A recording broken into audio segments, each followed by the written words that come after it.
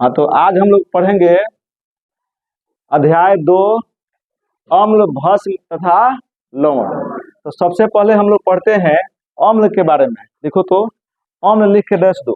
Acid के बारे में पढ़ेंगे हम लोग, एसिड। तो यहाँ पर देखिए आप लोग, एसिड जो है अम्ल लिखिए यहाँ पर, अम्ल। अम्ल, अम्ल को अंग्रेजी में कहते हैं एसिड।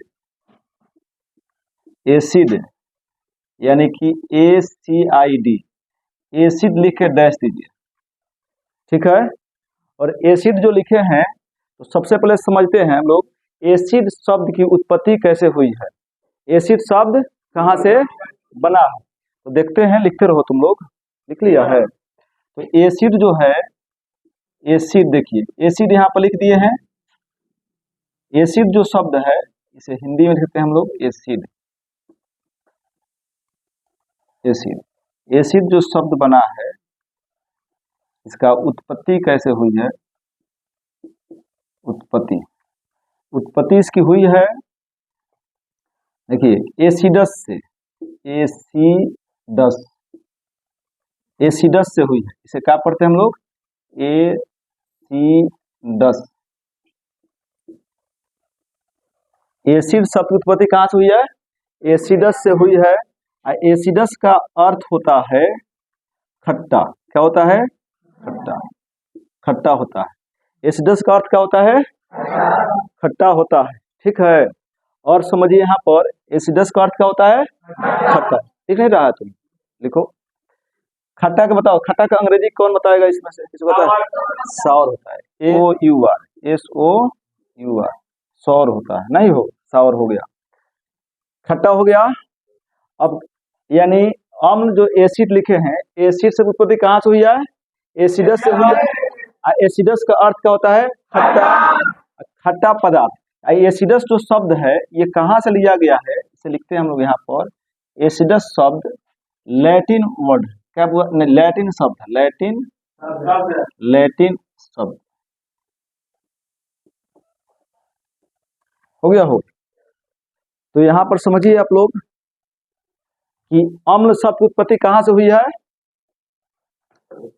एसिडस से हुई है, जिसका अर्थ क्या होता है? एसिडस का अर्थ होता है खट्टा। नहीं हो? तो यहाँ तक समझ में आ गया कि अम्ल जो है एसिड, उसकी उत्पत्ति हुई है, एसिडस से हुई है, और जिसका अर्थ होता है खट्टा। यानी अम्ल का जो है, अम्ल का, अब हम कह सकते हैं, अतः अम्ल यानी कि एसिड, अम्ल यानी एसिड, यहाँ पर अतः लिख देते हैं। तो अम्ल या एसिड का शाब्दिक अर्थ, शाब्दिक अर्थ यानी जो अर्थ शब्द बताता है उसे अर्थ को कहते हैं। शाब्दिक अर्थ क्या होता है बुआ? खट्टा होता है। क्या होता है? खट्टा, खट्टा हो गया। तो अम्ल का शाब्दिक अर्थ क्या हो गया? खट्टा हो गया, ठीक है ना। यानी अम्ल जो है, एसिड जो है, उसका अर्थ क्या होता है? नाम से का स्पष्ट होता है, खट्टा, ठीक है। तो इसका मतलब हुआ कि जो पदार्थ स्वाद में खट्टा लगता है उसे हम लोग क्या कहते हैं? अम्ल कहते हैं। लेकिन यह बात पर्याप्त, यह बात जो है उतना पर्याप्त नहीं है जितना होना चाहिए। उधर बैठो, स्टूल लेके बैठो, स्टूल दे दो उसे। समझ गए आप लोग? तो अम्ल का मतलब क्या होता है? स्वाद में खट्टा होना, ठीक है। हो गया। लेकिन आप बताइए, यदि अम्ल, केवल कुछ लोग परिभाषा लिखा देते हैं कि अम्ल स्वाद में खट्टे होते हैं, तो आप लोग यदि कोई ऐसा चीज मिले, जैसे कि मान लीजिए कोई ऐसा विलयन मिले, घोल मिले, हो सकता है उसको, जैसे कि गिलास में कोई पानी है, चाहे कोई अन्य चीज का घोल है, मान लो, नहीं, चाहे नाला के पानी हो, चाहे कुछ भी हो, अब बताना आपको कि अम्लीय है कि भास्मिक है, तो आप लोग इस गुणधर्म से बता सकते हैं? बता संभव है? नहीं है। क्योंकि आप लोग यदि पढ़िएगा कि जो स्वाद में खट्टा है, तो किसी ऐसे चीज को जाइएगा टेस्ट लेने जो विषैला हो, तो फिर बताने के लिए आप जीवित नहीं बचिएगा। तो यह परिभाषा जो है पर्याप्त नहीं है, ये अम्ल स्वाद में खट्टा होता है। तो अम्ल का परिभाषा जो है स्वाद में खट्टा होना उतना ठीक नहीं है, क्योंकि हम लोग किसी ऐसे पदार्थ को जाएंगे बताने कि अम्लीय है कि क्षारीय है, तब तक बताने लायक जिंदा बचेंगे ही नहीं, बचेंगे वो। तो इसके लिए दूसरा परिभाषा अम्ल का होना चाहिए, नहीं होना चाहिए। तो अम्ल का दूसरा परिभाषा है, ध्यान से समझिए आप लोग, आर्हेनियस एक वैज्ञानिक का नाम है, आर्हेनियस। तो आर्हेनियस के अनुसार अम्ल की परिभाषा क्या है इसे समझते हैं। किसके अनुसार हो? तो आर्हेनियस ने बताया, आर्हेनियस के लिखिए आप हेडिंग बनाइए, आर्हेनियस के अनुसार, आर्हेनियस, आर्हेनियस देखो आर्हेनियस लिखे हो, ठीक, आर्हेनियस, आर्हेनियस के अनुसार, के अनुसार,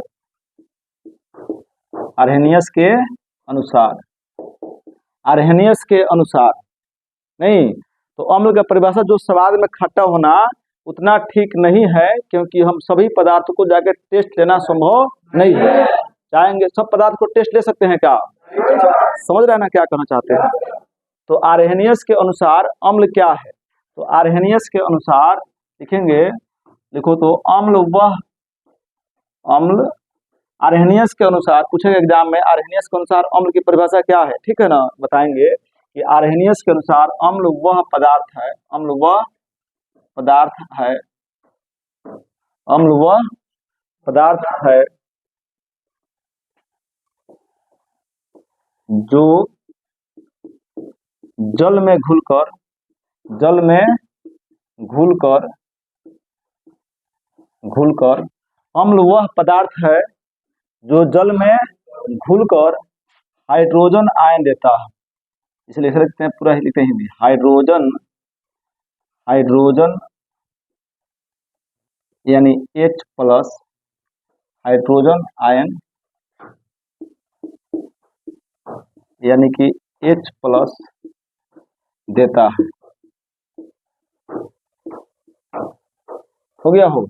देखो, अम्ल वह पदार्थ है जो जल में घुलकर हाइड्रोजन आयन देता है, यानी कोई भी अम्ल है, आर्हेनियस के अनुसार अम्ल की परिभाषा क्या होती है कि अम्ल वह पदार्थ है जो जल में घुलकर हाइड्रोजन आयन H प्लस देता है। H प्लस इसलिए लिखे हैं कि हाइड्रोजन की परमाणु संख्या 1 है और हाइड्रोजन में एक प्रोटॉन एक इलेक्ट्रॉन होता है, नहीं तो मान लो एक इलेक्ट्रॉन त्याग दिया तो क्या बचेगा? तो एक प्रोटॉन बचेगा, प्रोटॉन क्या है? प्लस। तो वास्तव में जो H प्लस लिखे हैं वास्तव में क्या है? प्रोटॉन है, क्योंकि इसमें एक इलेक्ट्रॉन एक प्रोटॉन था, इलेक्ट्रॉन निकल चुका है, केवल क्या बचा है इसमें? प्रोटॉन। तो जो हाइड्रोजन आयन जो लिखे हैं वास्तव में क्या है? प्रोटॉन। इसे ऐसा भी कह सकते हैं हम लोग कि अम्ल वह पदार्थ है जो जल में घुलकर एक प्रोटॉन देता है, अर्थात H प्लस देता है। याद हो गया हो? कोई पूछेगा अम्ल किसे कहते हैं, तो बोलेंगे अम्ल वह पदार्थ है जो जल में घुलकर देता है। ठीक है, इसका एग्जाम्पल समझते हैं हम लोग, एग्जाम्पल समझते हैं इसे। देखिए इसका एग्जाम्पल, देखिए यहाँ पर एग्जाम्पल ये है, लिखो HCl, देखिए यहाँ पर HCl, HCl को जब जल में डालेंगे, कहाँ डालेंगे? H2, जल का सूत्र क्या होता है? HCl जो है इसे हम लोग जल में बुड़काएंगे, H2, ठीक है ना? तो HCl को जब जल में डालते हैं थोड़ी थोड़ी मात्रा करके, तो ये टूटता है, आयनित होता है, H प्लस और Cl माइनस, ये आयन में टूट जाते हैं। कैसे टूटते हैं वो? जब अम्ल को जल में घोलते हैं तो आयन बनते हैं, ये हाइड्रोजन आयन है, यह क्लोरीन, तो क्लोराइड आयन इसे पढ़ते हैं। क्या पढ़ते हैं हम लोग? यह क्लोराइड आयन है, यह क्या है? Hydrogen ion. फिर देखिए यहाँ पर लिखते हैं HNO3, यहाँ पर समझिए, यहाँ पर लिखे हैं H2, जल में डाल रहे हैं, H2 दिख रहा है ना? क्या लिखे हैं? H2O, तो ये भी टूटेगा, ये क्या मुक्त कर रहा है? H प्लस और Cl माइनस। देखो समझ में आ रहा है कि क्यों नहीं आ रहा समझ में? तो अम्ल जल में घुलकर क्या बन रहा है? देखो ये टूट रहा है, जब इसे जल में घोल रहे हैं अम्ल को, ये आयन में बदल रहा है, आयनित हो रहा है। आयनित होना होगा तो ये आयन से ही बना है और आयन में टूट रहे हैं। और एक और बात जान लो कि जो पदार्थ जल में घुल करके आयन में बदलेगा, आयन में टूटता है, वही क्या होगा, विद्युत का सुचालक होगा। अब मान लो जैसे कि यहाँ पर ग्लूकोज होता है, ग्लूकोज हो गया, और चाहे तुम्हारे पास एल्कोहल हो गया, ये दोनों आयन में नहीं टूटते हैं, ये क्या होंगे, आयन में टूट जाते हैं। तो क्या जी, यहाँ पर NO3 होगा, NO3 के माइनस लिख लो, हाँ इसका होगा। H प्लस हो गया, ये NO3 पर कितना चार्ज होता है, देखो ये कैसे आ रहा है। H पर हाइड्रोजन पर क्या होता है, एक इलेक्ट्रॉन जाएगा तो प्लस लिखा गया, और क्लोरीन पर कितना ग्रहण करता है, एगो, तो माइनस लिखा गया। जितनी संयुक्ता होता है उतना ही आयन होता है। यहाँ पर समझो H पर बोलो कितना संयुक्ता H का होता है, एक, तो प्लस लिखा गया। NO3 का संयुक्ता कितना है, एक है, तो उस पर आयन भी कितना होगा, एक ही होगा, और माइनस होगा। बात समझ गया। अब एक और समझते हैं हम लोग, H2SO4, H2SO4, ठीक है। तो ये देखो H जो है, H फिर बनेगा, यहाँ पर H प्लस लिखा गया हो, अब प्लस लिखाएगा SO4, क्या लिखाएगा, SO4 हो गया। SO4 पर क्या लिखेगा, माइनस, एगो की दो को माइनस लिखाएगा। SO4 की संयुक्ता कितना है बताओ तो, दो है, तो SO4 की संयुक्ता 2 है, तो इस पर क्या लिखेंगे, -2, 2 माइनस लिख सकते हैं। यहाँ पर H कितने हैं, 2 है, तो यहाँ पर 2H लिख देंगे, ठीक है ना। तो हम लोग यहाँ पर देखे कि जितने भी अम्ल है जल में घुल कर क्या दे रहे हैं, हाइड्रोजन आयन मुक्त कर रहे हैं, नहीं कर रहे हो। तो अम्ल जल में घुलकर क्या देते हैं, हाइड्रोजन आयन देते हैं, ठीक है। यहाँ पर समझ आ गया। तो अरहेनियस कहते हैं, अरहेनियस के अनुसार अम्ल जल में घुलकर हाइड्रोजन आयन मुक्त करते हैं। याद हो गया, तुम नहीं लिख पा रही हो, लिखो और समझो। यहाँ पर समझो, यहाँ तो हो गया, लेकिन बात यहाँ पे ये उठ रहा है कि कोई एग्जाम में क्वेश्चन आएगा कि अम्ल जल में घुलकर क्या प्रदान करता है, तो कहेंगे हाइड्रोजन आयन। तो बोलेगा निम्न में से कौन अम्ल जल में घुलकर बनाता है, तो तुम कहेगा उसमें हाइड्रोजन आयन ऑप्शन में नहीं होगा, तो क्या टिक मारोगे। तो यहाँ पर समझो, यहाँ पर एक नोट लिखते हैं, नोट समझो, यहाँ पर नोट, NOT, नोट लिखो। तो जो भी हाइड्रोजन, पहले समझो, यहाँ पर हाइड्रोजन आयन जो बनते हैं अम्ल में, अम्ल टूटेगा तो क्या बनेगा, हाइड्रोजन आयन बनेगा, ठीक है ना। तो अम्ल जल में घुलेगा तो क्या बनेगा, केमिकल रिएक्शन होगी तो टूटेगा तो क्या बनेगा, हाइड्रोजन। तो हाइड्रोजन आयन जो बनेगा ये H प्लस बन गया, वास्तव में क्या है, प्रोटोन है ना, क्या हुआ है, प्रोटोन। और ये जो है जल के अणु का सूत्र क्या होता है, H2O, ठीक है ना। बात समझो यहाँ पर कि हाइड्रोजन आयन जो बना अम्ल जल में घुलने के बाद क्या बना, हाइड्रोजन आयन, इसका सूत्र क्या हो गया, H प्लस। ये कहाँ है, जल में है, जल का सूत्र क्या होता है, H2O। अम्ल जल में घुलकर हाइड्रोजन आयन बनाया, यहाँ पर क्या है, H2O है। तो दोनों के बीच क्या होगा, दोनों आपस में जुड़ करके दोनों क्या हो जाएंगे, जुड़। यहाँ पर अकेले खड़ा है ना हो, है क्या है, H है, H2 है, ये दोनों आपस में जुड़ जाएंगे। ये अणु है, क्या है, अणु, किसका अणु है, जल का। ये हाइड्रोजन आयन, ये दोनों मिलके बन जाएंगे H3O प्लस, क्या बन जाएंगे, तो इसका नाम, इसे तुम कह सकते हो प्रोटोन, कह सकते हो प्रोटोन है, वास्तव में क्या है, इसका इलेक्ट्रॉन निकल गया है तो प्रोटोन हो गया। यह क्या है, जल है, ये जो है बुआ जल का अणु है, ऐसे कहते हैं हम लोग हाइड्रोनियम आयन, क्या कहते हैं, हाइड्रोनियम आयन। देखो तो इसे कहते हैं हाइड्रोनियम आयन। तो यहाँ बात ये है कि नोट तुम यह लिख लो और उसके बाद कुछ हिंदी लिखवा रहे हैं, लिख लिया हो।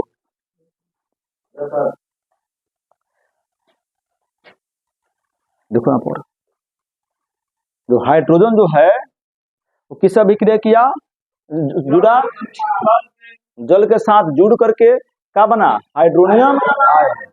तो अम्ल जो जल में घुलकर हाइड्रोजन आयन बनाया, वह जल में मुक्त अवस्था में नहीं रहते हैं, मुक्त अवस्था में नहीं रहते हैं। वह क्या होता है, जल के अणु के साथ जुड़ करके तुरंत हाइड्रोनियम आयन के रूप में बदल जाता है। याद हो गया?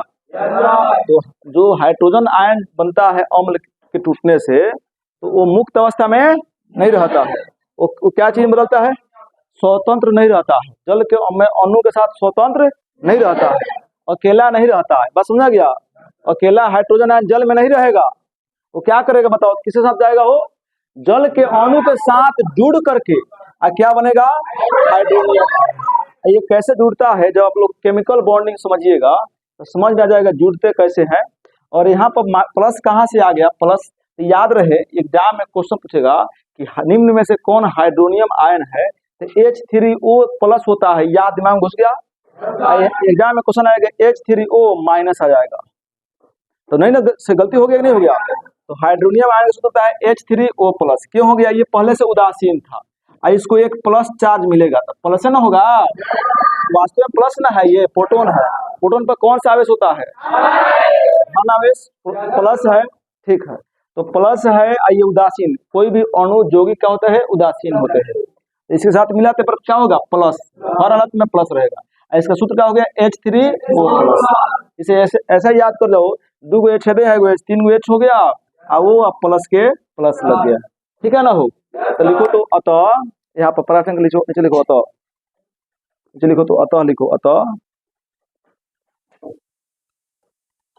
हो गया हाइड्रोजन आयन, अतः हाइड्रोजन आयन, अतः हाइड्रोजन आयन, अतः हाइड्रोजन आयन, अतः हाइड्रोजन आयन जल में स्वतंत्र नहीं रहता है, स्वतंत्र नहीं रहता है। अतः हाइड्रोजन आयन जल में स्वतंत्र नहीं रहता है, वह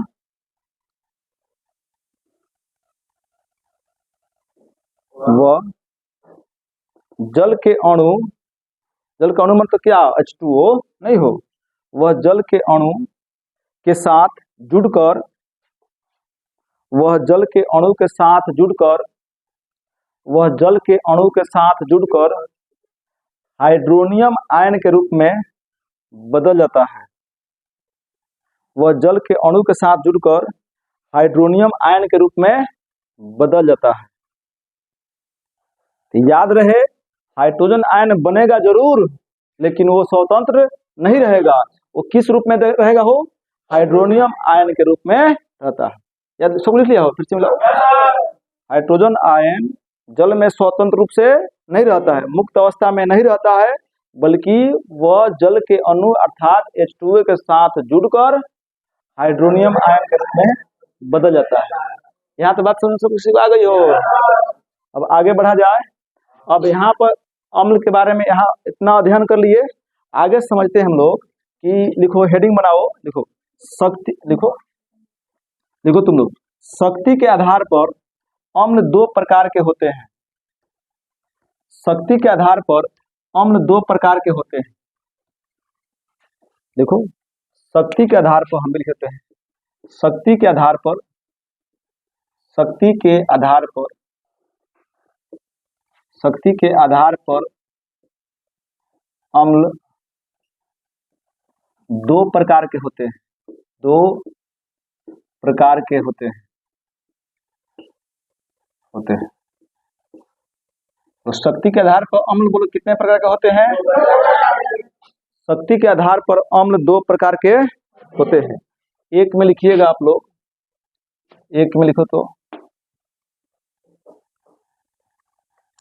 प्रबल अम्ल, लिखो प्रबल अम्ल, लिखो प्रबल अम्ल। एक में लिखो प्रबल अम्ल, स्ट्रॉन्ग एसिड, स्ट्रॉन्ग एसिड। एक में लिखो प्रबल अम्ल, स्ट्रॉन्ग एसिड। सब लिख लिया हो? एक में क्या लिखोगे, प्रबल अम्ल, स्ट्रॉन्ग एसिड, लिखो 110 से। हो गया, प्रबल अम्ल। लिखो, वैसा अम्ल, वैसा अम्ल, वैसा अम्ल, सबको लिख पा रहा है लड़के? बैठिए लिखो। वैसा अम्ल जो, वैसा अम्ल जो जल में पूर्णतः घुलकर, वैसा अम्ल जो जल में पूर्णतः घुलकर, पूर्णतः विसर्ग दे दो, वैसा अम्ल जो जल में पूर्णतः घुलकर अधिक मात्रा में, अधिक मात्रा में हाइड्रोजन आयन, अधिक मात्रा में हाइड्रोजन आयन, कोष्ठ में लिखो H+, नहीं हो, अधिक मात्रा में हाइड्रोजन आयन, कोष्ठ में क्या लिखोगे? H+, देता है, देता है, तो उसे प्रबल अम्ल कहते हैं, तो उसे प्रबल अम्ल कहते हैं, तो उसे क्या कहते हैं हम लोग? प्रबल अम्ल कहते हैं। हो गया, सब बच्चे लिख लिया हो? तो जल में पूर्णतः घुलकर, जल में अम्ल जल में घुलकर हाइड्रोजन आयन देता है, तुम जानते हो। तो जल में घुलकर, पूर्णतः घुलकर अधिक मात्रा में अगर हाइड्रोजन आयन दे रहा है तो क्या कहलाएगा? प्रबल अम्ल। अम्ल की शक्ति समझ आओ कि हाइड्रोजन आयन जितना अधिक मात्रा में मुक्त कर रहा है उतना ही प्रबल है, नहीं है? तो अम्ल जो है जल में घुलकर क्या देगा? अधिक मात्रा में यदि हाइड्रोजन आयन मुक्त कर रहा है तो क्या हो जाएगा? प्रबल अम्ल। उसकी शक्ति अधिक है, प्रबल समझे, प्रबल, स्ट्रॉन्ग। तो कौन कौन से प्रबल अम्ल है? जैसे में लिख लो, उसका नाम लिख लो। जैसे में एग्जाम में क्वेश्चन है कि निम्न में से कौन प्रबल अम्ल है, तो कुछ प्रबल अम्ल का नाम लिख लेते हैं। ठीक बच्चे, इसके बारे में और हम लोग अध्ययन करेंगे, गुणधर्म पढ़ेंगे ना, अम्ल का गुणधर्म पढ़ेंगे, 5-7 लिखाएंगे, तब और बढ़िया समझ में आएगा। यहाँ पर कुछ एग्जाम्पल लिखते हैं हम लोग। HCl, क्या लिखते हैं हम लोग? HCl। HCl कौन सा अम्ल है? वो प्रबल अम्ल। ऐसे हम लोग क्या पढ़ेंगे? लिखो, इसका हिंदी भी लिख लो, हाइड्रोक्लोरिक अम्ल, हाइड्रोक्लोरिक, क्लोरिक, हाइड्रो ठीक लिखेगा, हाइड्रो रहता का, हाइड्रोक्लोरिक अम्ल। एक में क्या लिखोगे? हाइड्रोक्लोरिक अम्ल। फिर लिखोगे HNO3, HNO3, ये हो गया बुआ नाइट्रिक अम्ल। क्या होता है? नाइट्रिक अम्ल। क्या बोल रही है? नाइट्रिक अम्ल। हो गया हो। अब आगे होता है बुआ H2SO4। क्या होता है? H2SO4। ये सब प्रबल अम्ल नाम लिख रहे हैं। इसे कहते हैं सल्फ्यूरिक अम्ल, सल्फ्यूरिक, सल्फ्यूरिक अम्ल लिखे हैं। सब का क्या पढ़ते हैं इसे लिख लेते हैं हम लोग। तो आप लोग यहाँ पर समझ गए कि HCl जो होता है ये हाइड्रोक्लोरिक अम्ल है, नहीं हो। HNO3 के वो क्या है? नाइट्रिक अम्ल है।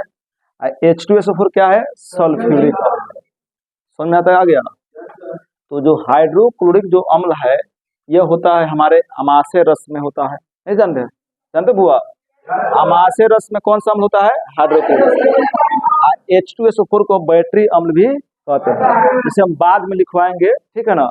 अभी आप लोग यहाँ पर समझ गए कि प्रबल अम्ल ये है, 3 को नाम याद हो गया। कहीं भी लिखा मिलेगा HCl मिलेगा उसे हाइड्रोक्लोरिक अम्ल पढ़ना है, HNO3 मिलेगा इसे क्या पढ़ना है? H2SO4 क्या पढ़ना है? यहाँ तक क्लियर हो गया। तो अम्ल का 2 प्रकार बोले थे, 2 प्रकार होता है शक्ति के आधार पर, एक होता है प्रबल अम्ल, तो दूसरा बोलो क्या हो जाएगा? दुर्बल अम्ल। दुर्बल अम्ल उसे क्या कहेंगे? फर्स्ट जो प्रबल अम्ल नाम है होगा, दूसरा का नाम क्या हो जाएगा? दुर्बल अम्ल नाम। हो गया बच्चे? हो गया। आगे देखो तो अगला लिखो, 2 में लिखो, इसलिए सब लिख लिया हो? नहीं लिखे होगा? ठीक, अब लिखते हैं 2 में, लिखते हैं 2 में। 2 देखो तो हो, 2 में देखते हैं हम लोग दुर्बल अम्ल। लिखो, दुर्बल अम्ल यानी वीक एसिड, वीक एसिड, इसे लिख के दे दो। वीक एसिड, इसका नाम क्या हो गया? Weak acid. फर्स्ट लिखो, सब लिख लिया। अब लिखोगे वही परिभाषा है नहीं हो, ठीक ना? दुर्बल अम्ल वीक एसिड अथा स्ट्रॉन्ग एसिड था। ये दुर्बल है, दुर्बल क्यों है? कमजोर है। दुर्बल का मतलब क्या होता है बुआ? कमजोर का अर्थ यह हो गया कि यह अधिक मात्रा में हाइड्रोजन आयन नहीं देगा, यह पूर्णतः नहीं घुलेगा, आंशिक रूप से घुलता है और कम मात्रा में हाइड्रोजन आयन देता है। लिख सकता है परिभाषा, तुम अपने से लिख सकता है, लेकिन लिख लो बोल रहे हैं। वैसा अम्ल जो जल में पूर्णतः नहीं घुलता है, जो जल में पूर्णतः नहीं घुलता है, वैसा अम्ल जो जल में पूर्णतः नहीं घुलता है, वैसा अम्ल जो जल में पूर्णतः नहीं घुलता है और कम मात्रा में हाइड्रोजन आयन देता है। हाइड्रोजन आयन जहां लिखना वहां पर कोष्ठ में क्या लिखना? कहीं भी H+, ठीक है ना? और कम मात्रा में हाइड्रोजन आयन देता है, तो उसे क्या कहते हैं वो हम लोग? वैसा अम्ल जो जल में पूर्णतः नहीं घुलता है और कम मात्रा में हाइड्रोजन आयन देता है, तो उसे दुर्बल अम्ल कहते हैं। तो उसे क्या कहते हैं हम लोग? दुर्बल अम्ल कहते हैं। सबको लिख लिया? वैसा अम्ल जो जल में पूर्णतः नहीं घुलता है, पूर्णतः उसका आयनित नहीं होता है, पूर्णतः नहीं टूटता है और कम मात्रा में क्या करता है? हाइड्रोजन आयन देता है, तो उसे क्या कहते हैं हम लोग? दुर्बल अम्ल कहते हैं। ठीक है, इसका एग्जाम्पल लिखो यहाँ पर, दुर्बल अम्ल का कुछ एग्जाम्पल लिखो।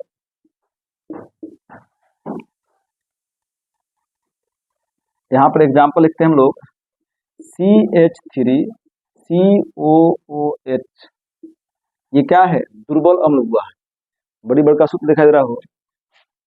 इसे कहते हैं हम लोग एसिटिक अम्ल। क्या कहते हैं? एसिटिक अम्ल। एसिटिक अम्ल, एसिटिक अम्ल जो होता है इसे कहते हैं एथेनोइक भी कह सकते हैं, नहीं? और जैसे कि चींटी के डंक में मेथेनोइक होता है, मेथेनोइक अम्ल किस होता है? चींटी के डंक में। एसिटिक अम्ल होता है सिरका में। कहाँ होता है वो? सिरका में। एसिटिक अम्ल कहाँ होता है? सिरका में। अब मेथेनोइक होगा चींटी के डंक में। ठीक है, सिरका एक पदार्थ है, आगे बताते हैं। सिरका का एक पदार्थ है, खट्टा होता है। सिरका में कौन सा अम्ल होता है? एसिटिक अम्ल। ये बीएम क्वेश्चन है, सिरका में कौन सा अम्ल होता है? वो एसिटिक अम्ल। अब यहाँ पर समझेंगे हम लोग, CH3COH हो गया, एसिटिक अम्ल लिख लिया। अब देखते हैं हम लोग कि KHC4H4KHC4H4O6, ऐसा कोनो अम्ल है का हो? KHC4H4O6, ये जो अम्ल हुआ होता है ये टार्टरिक अम्ल है। टार्टरिक, हाँ, ये इमली में होता है, टार्टरिक अम्ल होता है। सब हुआ अम्ल कहीं ना कहीं होगा, नहीं हो? क्या हुआ? टार्टरिक अम्ल, एसिटिक अम्ल, टार्टरिक अम्ल हो गया KHC4H4O6, नहीं हो गया?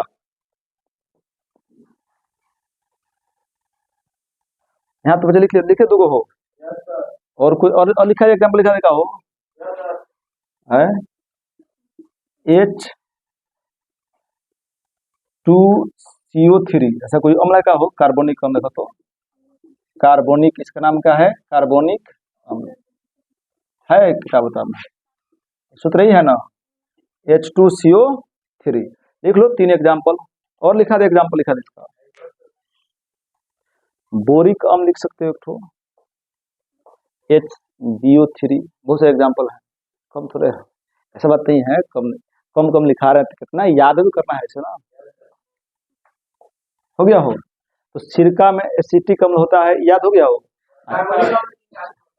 कार्बोनिक, किसी कार्बन, जहां जहां कार्बन है, ये जो बहुत सारे कार्बनिक पदार्थ में हो सकता है। यहाँ पर समझो कि ये सब जो अम्ल जो होते हैं वो यहाँ पर, इसका एक और 2 एग्जाम्पल लिख लो, यहाँ पर लिख लो। यहाँ पर एक दो और एग्जाम्पल लिखते हैं हम लोग।